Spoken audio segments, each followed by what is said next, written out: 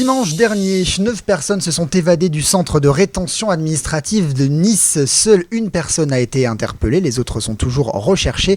Pour en parler, notre invité ce matin est le délégué départemental du syndicat Alliance Police Nationale, Laurent Alcaraz. Bonjour. Bonjour. Est-ce qu'on peut déjà faire un point sur la situation là, à 4 jours de l'évasion? Est-ce qu'on sait où ça en est? C'est bien ça? Une personne interpellée à la sortie du CRA et 8 personnes encore dans la nature là. Oui, tout à fait. C'est ça. Bon. C'est ça. On a entendu 8, 9, 10 personnes, donc c'est bien ça, 9 interpellés et 9 personnes évadées, une personne interpellée. C'est exactement ça. Oui.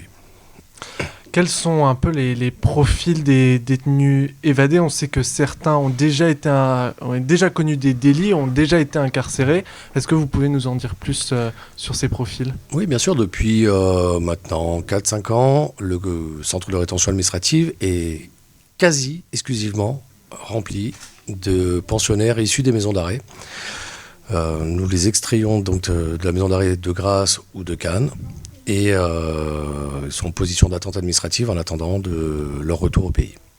Et pour vous, c'est ça aussi le souci de cette situation finalement, c'est le fait d'avoir des personnes qui ont déjà été détenues dans d'autres centres avec peut-être, on peut dire, une connaissance du milieu carcéral?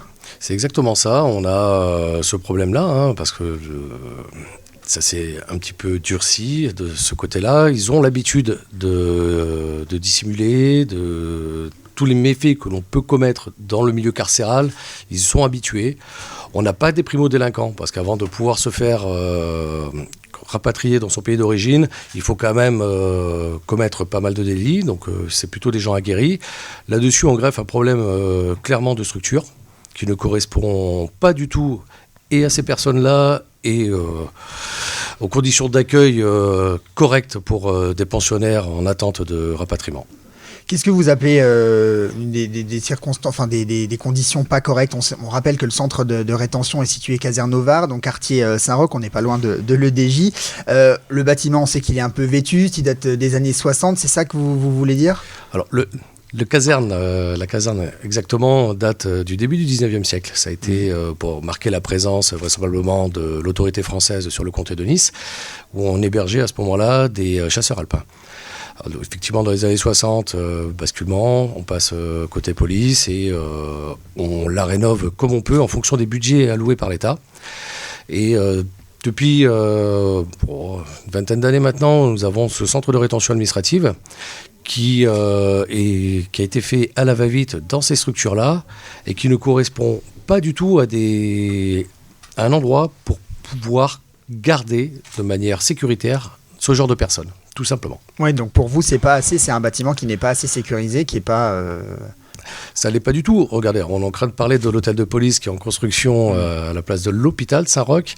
C'est qu'il y a une raison, c'est que la caserne en elle-même, maintenant, est totalement désuète et vétuste.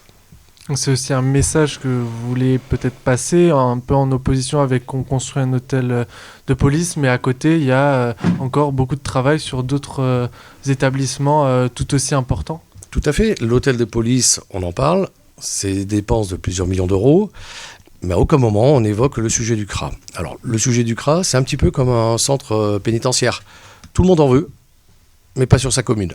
Donc à un moment donné, il va falloir prendre des décisions, rationaliser cette construction parce que ça a un coût bâtimentaire certes, mais également en transport.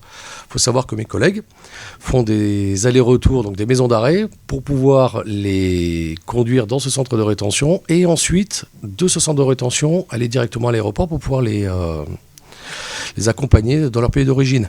Donc, le centre, à mon sens, le plus opportun serait dans la vallée du Var, vraisemblablement le plus proche de l'aéroport. On éviterait déjà dans sa construction, dans sa structure, des évasions et surtout le maximum de déplacement de ces personnes-là. Donc là, ce que vous demandez, c'est pas forcément la rénovation finalement de ce centre-là, c'est finalement son déplacement, peut-être la construction d'un nouveau... Mais clairement, on veut qu'il y ait un nouveau centre de rétention avec des normes actuelles et des conditions de travail pour nos collègues acceptables. Donc on rappelle simplement ce projet d'hôtel des polices dont on vient de parler, il est estimé à plus de 239 millions d'euros, 50 000 m² qui devrait donc accueillir la police nationale et la police municipale pour 2000 agents, donc un projet qui devrait en théorie se terminer en décembre 2025. Ça fait aussi écho à la précédente évasion. Il y en a déjà eu une en 2018. Les fuyards avaient été rattrapés 15 jours plus tard. Pourquoi ça se reproduit ? Il n'y a pas eu de changement entre ces 6 dernières années sur la situation du CRA ? Alors là, en l'occurrence, j'ai pu visiter la cellule à laquelle sont évadées ces personnes-là. On voit clairement qu'elle n'est pas adaptée. Vous avez un local technique de 2 mètres carrés avec un chauffe-eau. Cette porte est condamnée par un cadenas. Et quand on escalade ce chauffe-eau, il y avait une plaque de fer métallique bien attachée au béton qui a pu être arrachée. Alors arrachée par effet levier, vraisemblablement d'un objet contondant. Donc là, on voit encore l'expérience carcérale de ces personnes-là, mais également par le poids du corps, tout simplement. Une fois que c'est un peu décollé, on arrive en se pendant dessus à l'arracher. Et qui donne accès directement au comble. Donc après des combles, il y a juste à détuiler.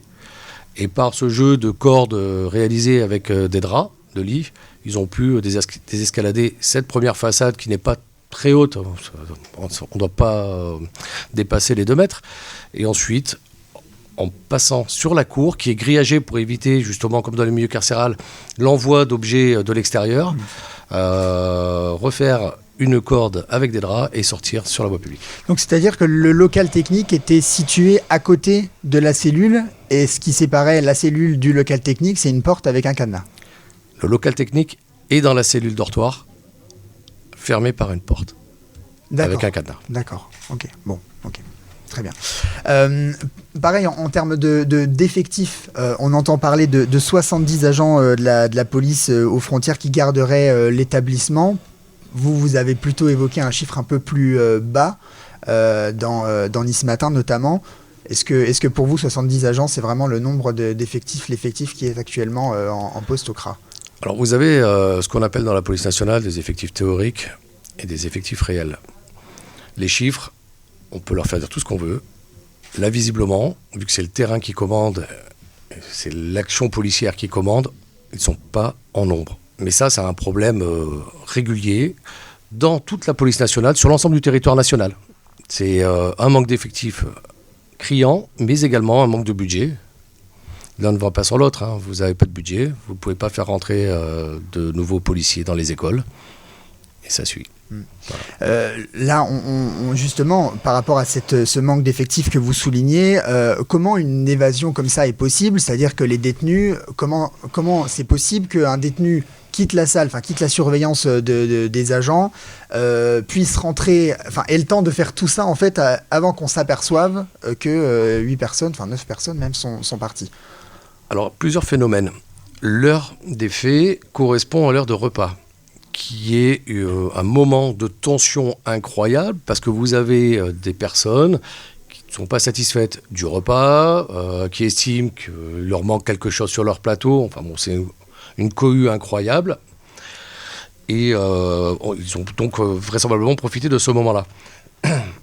Est-ce que vous serez à la manifestation là, pour la fonction publique qui va commencer à Nice à partir de 10h ? Oui, bien sûr, je vous quitte et j'y vais. Bon, très bien, vous allez courir un peu là. Non. Peut-être dernière question sur laquelle on peut vous faire rebondir, c'est cette dissolution du gouvernement avec le ministre de l'Intérieur Bruno Retailleau qui va donc quitter ses fonctions. Pour vous, qu'est-ce que ça augure ? Écoutez, pour le moment, nous sommes toujours en confiance. On a eu des garanties sur des paiements de nos primes, notamment Jeux Olympiques, notamment. Par contre, on va rester extrêmement vigilant sur la suite donnée, parce qu'il y a eu des promesses qui ont été faites sur des augmentations de salaire, sur ce genre de choses, et on attend à ce que ce soit respecté. L'ensemble de mes collègues ont joué le jeu du 100% lors de la période olympique. Pour mémoire quand même sur notre département, pour être précis, depuis le phénomène gilet jaune, on n'a pas arrêté. Parce que quand ça se calme ailleurs, chez nous, on attaque une saison estivale qui nécessite l'attention de tout le monde. Donc voilà, on va être très très très vigilants et s'il faut retourner dehors et se faire entendre, nous le ferons. C'est surtout des moyens financiers que vous demandez ? Oui, alors, pas seulement du salaire. On n'en est pas là, on fait ce métier, oui, contrepartie d'un salaire, mais on a essentiellement de la vocation.